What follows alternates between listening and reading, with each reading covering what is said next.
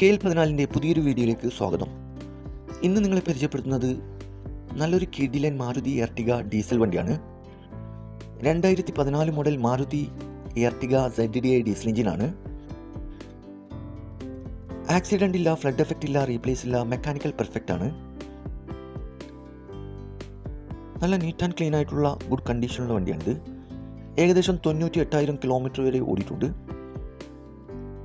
Single ഓണറായിട്ടുള്ള ഈ വണ്ടി മലപ്പുറം ജില്ലയിലെ വെട്ടിച്ചിറയിലാണുള്ളത്.